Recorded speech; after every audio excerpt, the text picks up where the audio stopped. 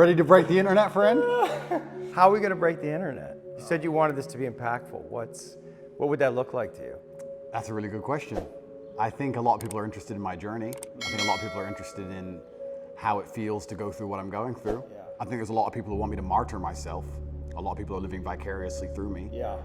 There's a lot of people who say, yeah, Andrew, keep going. But they don't really care. They just enjoy the drama of it all. And I think I've already broken the internet, but you're a very interesting man to talk to. And with your insights, I think together, we're going to have quite a large audience. Yeah, I mean, that's a question that I have for you. Why did you want to talk to me? Because I'm a psychotherapist. You have your skepticism about psychotherapy, and yet here I am. That's true. We had a conversation before, and I've been told by many people it was my most interesting podcast ever. So I think it obviously varies from the norm in terms of the normal things I'm asked about. You have some unique insights. And I thought it'd be an interesting conversation. A lot of people are asking me especially about my mental state and those kind of things post-jail. So I thought, well, my most interesting podcast ever. People seem to be very interested in that side of me. So perhaps it can be a good conversation. Does it make you nervous that there may be things that you don't know about yourself that I'm going to try to reveal to you? I know everything about myself. My friend. You know everything about yourself. I believe that I have an intimate grasp of all the things about myself which matter, which allow me to compete. Right. So there may be things I don't know, but I'm not sure if I particularly need them. So I'm not that interested. Right. What's useful is more important than what's true. Absolutely. Right, and you've developed a framework of thinking about yourself and thinking about reality that's been incredibly effective for you. Completely. Right. What's useful is more, you nailed it. What's useful is more important than what's true.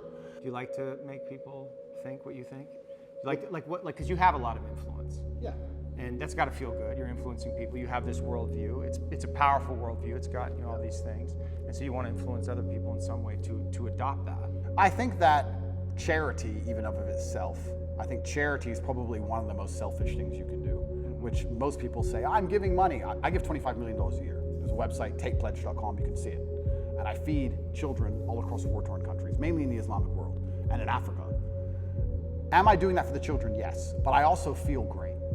I feel good for doing that. Of course. Yeah. So it's not a selfless act. No, nothing selfless. Nothing selfless. And it shouldn't be. And it shouldn't be, that's right. So when I'm helping all these people out here, I'm not doing it because I'm some philanthropist. I feel good helping people and people sending me emails saying, you changed my life. I feel good about it. I'm not gonna sit here and pretend I'm just Mr. Philanthropist and I just care about the world. No, I like helping people because I feel good about doing it. It makes me feel good inside, which is why I do it. So yeah, I use my power to feel good. And I think the easiest way to feel good is to make others feel good. I believe that humans exist that way, and I think that's why we're societal animals. Even in jail, when I felt my worst, my goal was to make someone else smile. Because if I can make someone else smile, I would smile. So if on my worst days, I was my most charming, my most energetic, my most interesting, my most talkative. Yeah. I was happiest on my worst day because I decided that's how I have to be to stop myself feeling bad.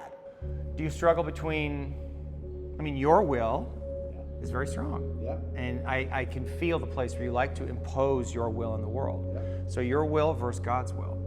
Well, he'll win. Are you in a fight with God on some level, like not literally, but unconsciously, between his will and your will? No, I think I am doing his will. I think I am doing his will, which is what it takes to be truly successful in the world. I do believe that the moral arc of the universe does bend towards truth. And that's not my saying. I think that's Martin Luther King's. But I think that it bends towards truth and justice in the end. Mm-hmm. I think that the battles we are currently fighting in society, which look hopeless, in the end can be won. And I feel like I am doing his will by standing up and telling the truth. I think I'd have to be a complete coward of a man to end up having all of the masculine youth of a planet paying attention to every word I say, and then say, oh, but if I tell them good things, if I help them and help the world by extension, I might get in trouble. That'd make me a bitch, and that's not who I am. Yeah. So I think if you give any man worth his salt that degree of power and influence and responsibility, he's gonna stand up and say, okay, this is how you should live as a man, and this is how you can make the world a better place. Unless he's afraid of the repercussions by the evil people, by the people who are on the other side who are genuinely evil and satanic, who are out to destroy good and truth. And I'm not a coward. I've never seen myself as a coward. And in fact, we don't talk about vulnerability. The number one thing I could never exist as is a coward. I think that's, you want to talk about my biggest fear, it would be knowing I'm a coward. How are you making sense of what's happening to you? Is it God's will? Is it a co-creation? In some way, did you co-create this? Oh, no. Or are you just like a victim of the Matrix? No, I'm not a victim.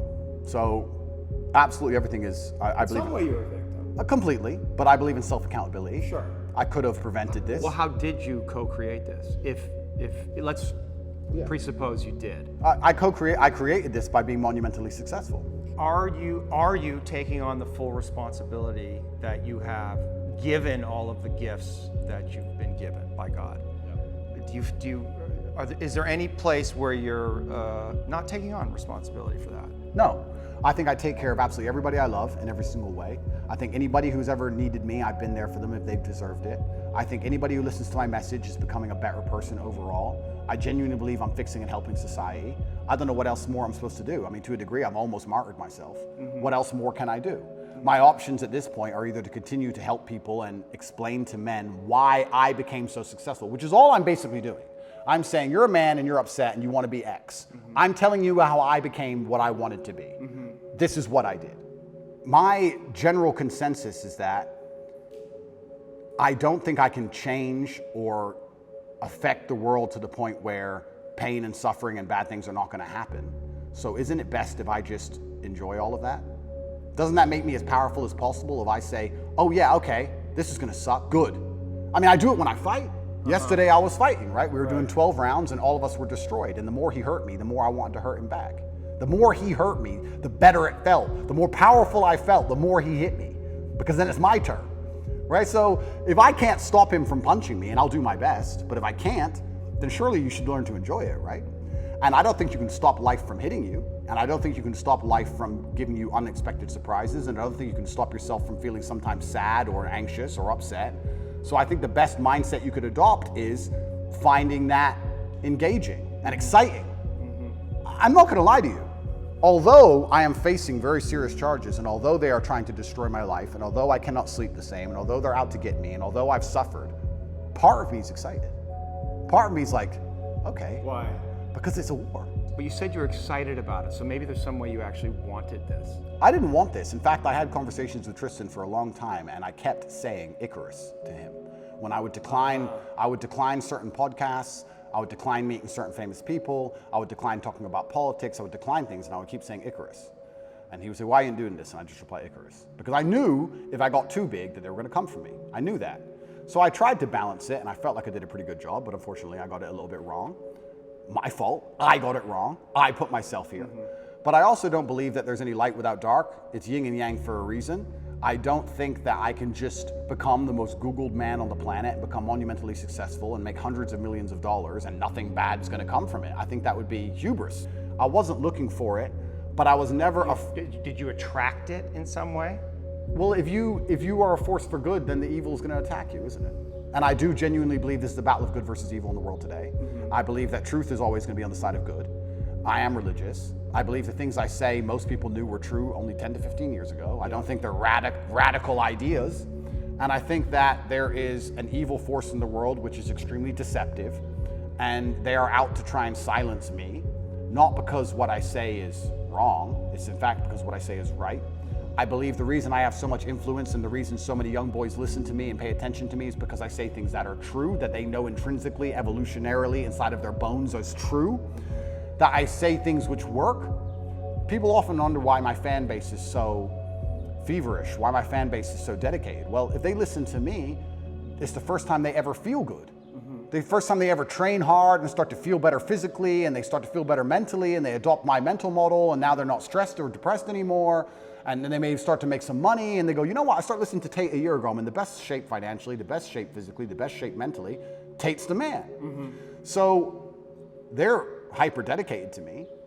And yeah, I mean, there's going to be a negative to that. I want to make something clear. I've been brutally aware of the fact that all of this might blow up in my face for a very long time. I've not been ignorant to that. And I think that's why jail didn't cause me pain. Because I wasn't in jail like, how did this happen? I was in jail thinking, they got me. I knew it. They've been after me for a long time. I knew they were coming. Is that enough? Is that all I have to say?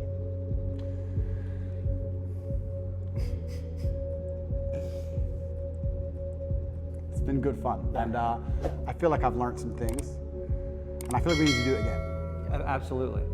Yeah, that was fun. I appreciate you, man. Thank you, bro. Yeah. Thank you.